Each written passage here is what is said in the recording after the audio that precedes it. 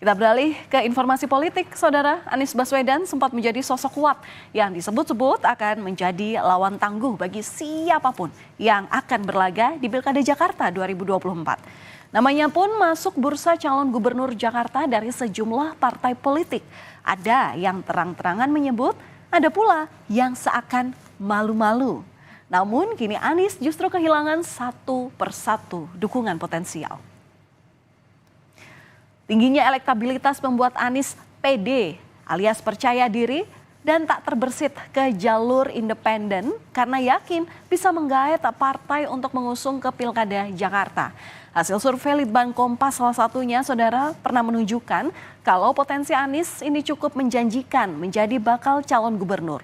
Survei Litbang Kompas pada tanggal 15 hingga 20 Juni 2024 lalu menunjukkan kalau Anies Baswedan ini memiliki elektabilitas tertinggi di Jakarta. Elektabilitas Anies bahkan berada di angka 29,8%.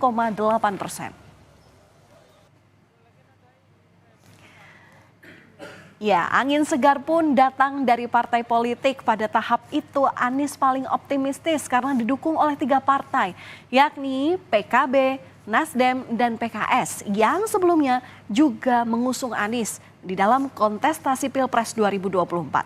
Sementara Koalisi Indonesia Maju atau KIM masih belum jelas karena Ridwan Kamil masih dilematis saat itu antara maju ke Jakarta atau justru tetap di Jawa Barat. Namun tak ada angin, tak ada hujan, tak disangka ketiga partai politik yang awalnya kompak mendukung kini justru berbalik badan meninggalkan Anies Baswedan. Ketiga partai yang tadi saya sebutkan, PKB, Nasdem, dan PKS berbondong-bondong pindah haluan dan bergabung dengan Koalisi Indonesia Maju. Mengapa bisa demikian? Ketua Umum Nasdem Surya Paloh bilang sulit bagi Anies Baswedan untuk maju dalam Pilkada Jakarta. Meski tak menyebut secara detail, Surya Paloh menegaskan Nasdem tidak bisa sendirian dalam mengusung Anies.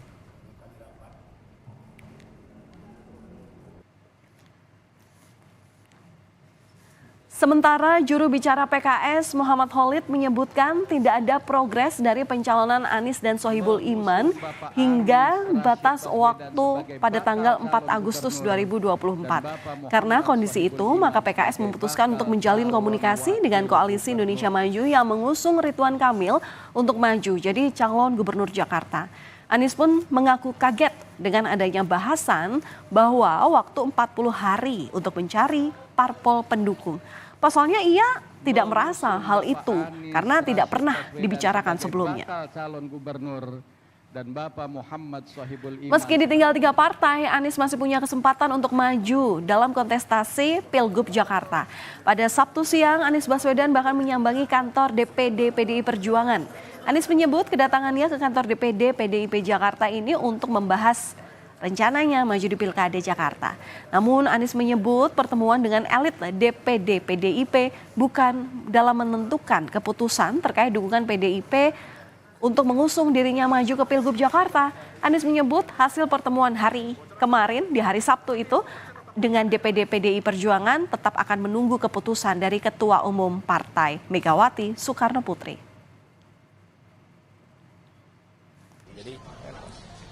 Hal-hal yang menyangkut pilkada tentu kita obrolkan, tapi kita semua menunggu apa yang menjadi keputusan. Jadi tadi sama sekali kita tidak menyinggung tentang keputusan, langkah, dan lain-lain, karena semuanya ada di DPP partai, di luar kewenangan kita. Tapi kita kalau Pak Anies mau didukung, Pak Anies mau atau enggak nurut sama Bu Mega gitu Pak. Nah Pak Anies melihat itu seperti apa Pak? Ya, jadi kita semua menyadari bahwa beliau merujuk kepada amanat konstitusi.